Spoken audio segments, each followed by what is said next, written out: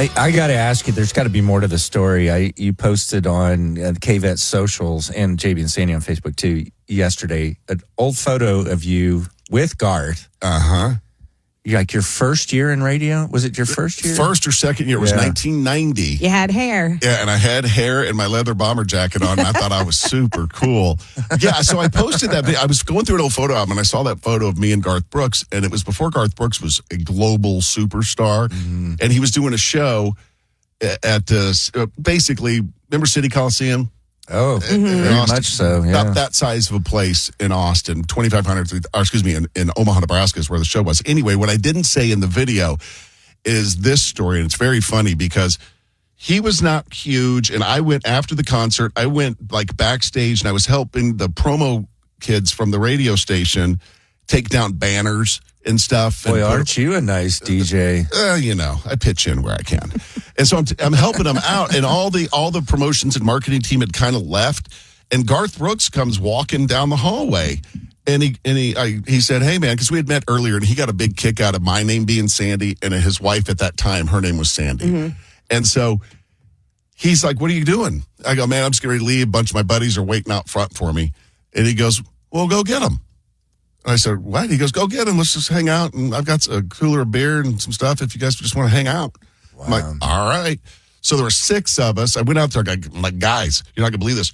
Garth Brooks wants to hang out. He's like, just come on back.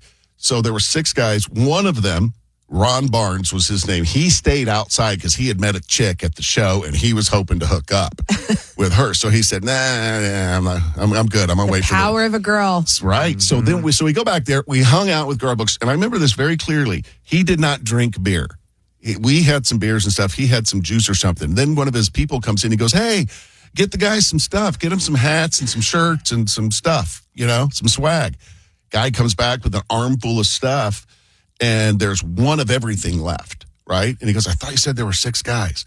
I'm like, "Yeah." I said, "Oh, Ronnie, he met some girl, and he's waiting out front for her." And Garth smiles, looks at me, takes out the Sharpie on the 8x10 gloss, and he says, "Ron, hope she was worth it." That's awesome. Because you didn't know at the time, no one knew how big he was going to be. Oh, no. In a matter of months after that? Yeah. I mean, you know what?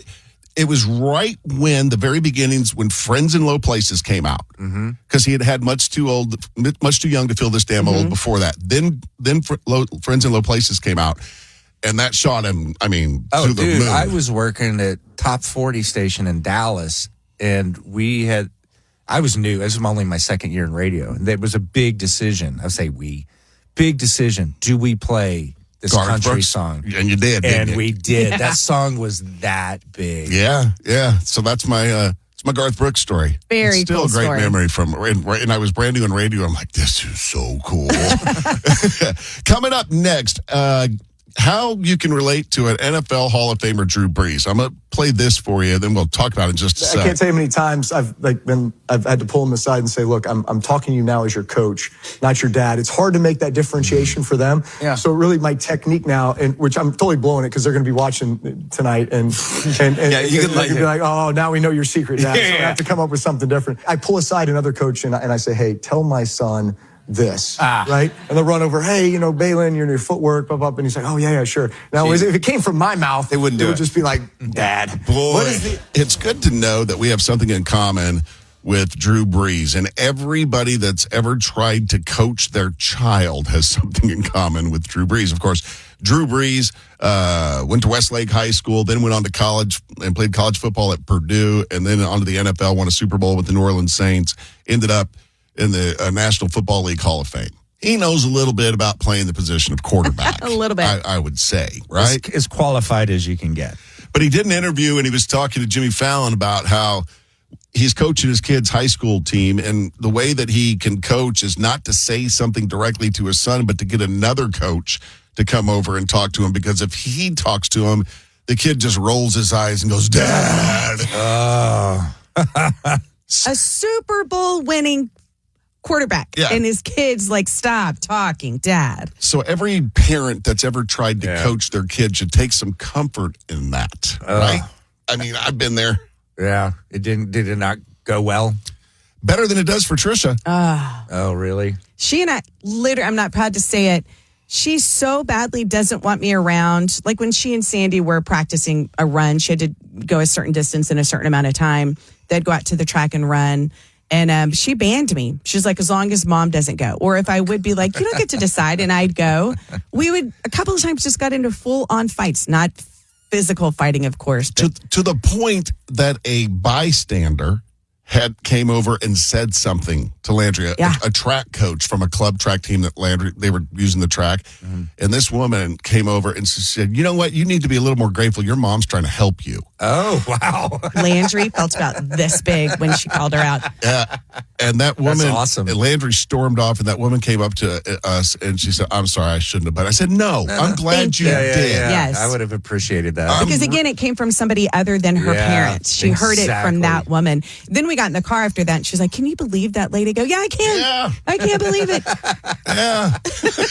God, you see, when my daughter played like youth soccer and softball, I intentionally did not volunteer to coach.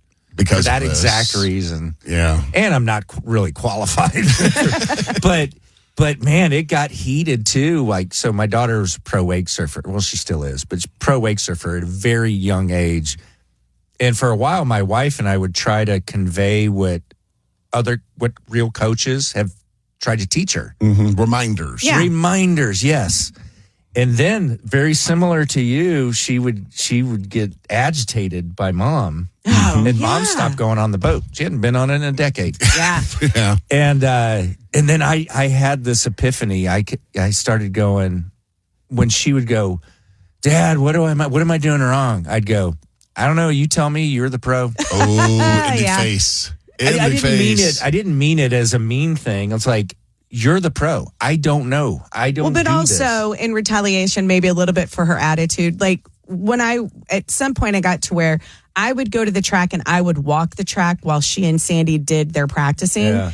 And if she like hit one of her time limits or something, she'd be all, Mom, look, I did it. And I'd be like, is it okay for me to talk to you now? Can I congratulate you on this? Coming up with JB and Sandy. Boy, I got a good one for what I would go to advice for JB for. It's a good one. It's JB and Sandy Show at 98.1 KVET. Thanks for being with us. By the way, we did not get a winner today in JB and Sandy's Minute to Win It about an hour ago. 5 pair of Ella Langley tickets are up for grabs again tomorrow. The way the game works, you call us at 7:10 tomorrow morning. You get through, we put 60 seconds on the clock. You get 10 questions right in those 60 seconds. We give you 5 pair of Ella Langley tickets. Now, we're giving you 30% of the answers. We're going to give to Angie today between 10 and 3. She's going to give you the answer number 6. And then on social media, we're going to give you the answers to questions 8 and questions number 9. Well, we're trying to help you out. Yeah, we're doing everything we can. And we can't make it too easy with such a big prize. Correct. But we're trying to if you do the work, you could very likely win. Right. So listen to Angie today between 10 and 3. She'll give you number 6. Go to our social media, Instagram at KVET FM, Facebook at 98.1 KVET. Get the answers to questions 8 and 9 and be ready to play tomorrow morning at 7:10. So we during that Keith Urban song, we were all thinking about what would we go to each other for advice on. Now, Trisha, why don't you get yours out of the way, because I feel like I just feel like it was difficult for you because you don't really seek advice very often because you know what you're going to do and you do it. I know it's weird to have to ask somebody for advice, right? All right. For Sandy, obviously, I would come to you for anything technical related. Mm-hmm. Technical advice first and foremost. Right. Second thing is, because you're the only person I know who has this information, string art tricks. And string art. Yeah. I am a master string. I can do Jacob's ladder. I can do a rocket. I can do chicken feet. I can do cat whiskers. Cat whiskers is my favorite. I mean, all of us could do that when we were 7 years old. No, but you still know how to do it. Oh, yeah. It's like riding a bike. I've got several different strings in my desk drawer at home. I'll just whip them out and just to stay sharp. How are you with yo-yos? Oh, dude, I almost bought a yo-yo last week. Last week? Yes. What? Yes. Maybe a couple weeks ago. Where did you even see one? I was in Nebraska visiting my mom and dad, and there's this little shop, those shops that sell just random things. You know, Yeah, some of them are knick-knack. dirty, some of them are not. And they had the old school Duncan Imperial yo-yo there. Wow. I You know it almost by bought brand. it, but I knew that if I got it, I'd have it for about 3 minutes before my daughter had it. Okay. Right? She would take it away from you. Not having that. Not going to entertain her. No, heck no. I spent $6.99 on her. What do you go to JB for? JB, first guy I'm coming to for car advice. Car stuff, car advice, opinions on cars. Yeah. And if I don't know it, I know people that know it. Yeah. Exactly. Yeah. Second thing I would come to you about is how to be charmingly dirty about things but not get canceled. Like JB says things that are hilarious and then I'm like, that was kind of dirty. And somebody else would be mad to hear that. Like, how do you perfect the charmingly dirty? Well, first you got to be a pervert. And if you're a pervert, And if you're a pervert with a sense of humor, you twist it a little. I'll go, since we're talking about JB, I'll go with it when I would come to JB. No, I'll save you for a second. I'll do Trisha first. Okay. If I were organizing anything, I needed help with organization, I'm your girl. anything from That's a your skill. folders or whatever it needs organizing. To a storage unit. Yeah, Trisha's your person. If I was, let's say I had an apartment that was empty and needed to be put together, I would seek Trisha's counsel. That's a good on one. that. JB, for you, very much in line with what Trisha said, if I was going to buy a car, because I'd like to buy a used car that I could drive for a couple of years and then sell it for almost close to what I paid for it. Yeah, I'm always a trying trick. to do that. You've perfected that art for Now, sure. the other thing I would come to JB for advice on, how to get even. I didn't even think of that. Without them knowing They'll it was never you. know. I'm sinister. You really are. very Like you on a sinister. keyboard looking up information, Yeah, dangerous. JB's a pirate. I can Yes. turn your world upside down. You'll never know. You won't know where it came from. So for Trisha, I would come to her. There's two things that came to mind right away for advice. One, if I was trying to pick an Austin neighborhood to live in, Oh, yeah. either burbs or Central Austin, especially. I've lived in all of them. lived in all She of them. knows this town inside and out. I've always said it's like riding around with Cactus Pryor. Yeah. With her. That used to be a Safeway. Yeah. That used to be a dirty bookstore. I used to live there. Yeah. The other thing, if I was trying to pick the perfect dessert treat for my wife, Yeah. Oh, yeah. like especially from a restaurant, and I was going to go pick it up to surprise my wife, I would call Trisha and go, I need to get her something What do we that's got? just amazing that she probably hasn't had before. Oh, She'd she'll know. rattle off 10 of them, right? Right? She'd have 5 places on your way home from wherever Yeah, where are you were. you? I can tell you what's between you and your house. Yep. Yeah. For Sandy, I jotted down 3 things real quick that came to mind. If I was doing a new mortgage, I would call you, because I feel like you could give me unbiased advice on that stuff because you studied that stuff during this interim. Interim, a long interim. I got my mortgage license. Right. And there's a lot of tricky stuff in there. And, it's like It is. you don't know if you're getting the best advice from somebody. Right, and the rules are constantly changing. Yeah. But I studied my butt off and took that exam, and I passed the exam, and I am a licensed mortgage officer. Not to brag. I also, and I do this periodically, I come to Sandy for insight on sports. Mm-hmm. If there's something I don't understand that's going on, you usually know. Yeah. And then the other thing I would come to you for advice on is how to injure someone just enough to send them a little message. A broken finger, elbow. JB and Sandy. Oh, we're going to put someone into our book of records. And I'm going to throw this out there, and I don't know if it's going to stick or not because it's kind of sensitive, but I thought it might be funny. I didn't bounce it off JB or Trisha. Who's gone the longest time without talking to someone? Oh, You know what I mean? Yeah. Like they're angry at them and they're not talking to them. If you want to be in our book of records, you can get a jump start on it by calling 844-390-KVET right now. Off nights get up with JB and Sandy on 98.1 KVET. I feel like my idea for the book of records is going to tank the entire show for today. But I'm committed, and I'm going to throw it out there. We're going to put someone into our amazing book of records. It's a very funny idea Yeah, that's kind of often because it's got a story. true. True. And I just am afraid no one's going to call. We'll find out in just a little bit. But we got someone on the phone we need to say hi to. JB and Sandy Show. Hey, Sandy, this is Rasmi. From Snappy Day. Oh, You remember Snappy? Oh, I remember Snappy. Sure. Snappy. Oh, yeah. Snappy, snappy, I snap. heard your voice. Yes, I heard your voice a few weeks ago, and I'm like, no way. They're back on. Oh, so you just found welcome us. back. You just found us. Kind of. Yes. I Kind just of. have to call you guys. But yeah, so thank you guys for being back. And now I'm starting to listen to in the morning show again. Well, thank you. Thank we you. sure appreciate it. Will you do us a favor and tell all of your friends, please? Yes, because this, 30 years, 20-something years? So, yay! Yay! Thank you. How old is your daughter now, Sandy? I mean, JB? My daughter's 24. Oh, God. I know, that kind of freaks me out, too. Congratulations. Thank you for coming back. Well, thank you so so nice. much, We're happy Rasmi. to be here. Have a great day, okay? Thank you for listening. You too. Bye-bye. I never dreamed in a million years when JB brought in a song about a German crocodile that would stick around for 25 years. People still talk about that stupid crocodile. The song was Snappy, das Krokodil. Kleines. Crocodile. Little means little. It's Unbelievable. I know I brought that song and I go, this is going to be a hit. Yeah. And You I was probably like, thought I was crazy. dude, you have no idea how many times I thought you were crazy. I was like, all right, I'm going with JB on this one. We're going to go down together if it bombs. Speaking of that, you got to stick with me on this because here's what I'm throwing out here for our amazing book of records.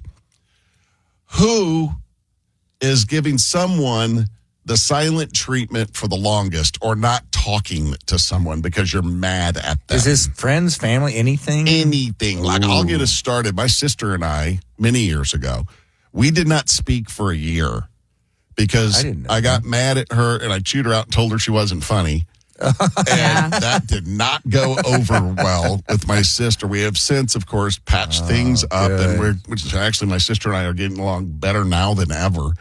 But we went a year without talking to each other, which is not good. Yeah, I can't fathom that. I have 3 sisters. and Yeah, we're pretty silent tight. treatment from afar easier than silent treatment when you're in the same house. So it's like a same house silent treatment. It's like a That's brutal. extreme silent treatment. I don't think we're going to get any of that. You know what I mean? Yeah. I'm thinking just not talking to somebody. I don't know. Maybe we will. Maybe people live in the same knows? house, haven't talked to each other in 5 years. I have no idea. But give us a call if you want to be in our amazing book of records.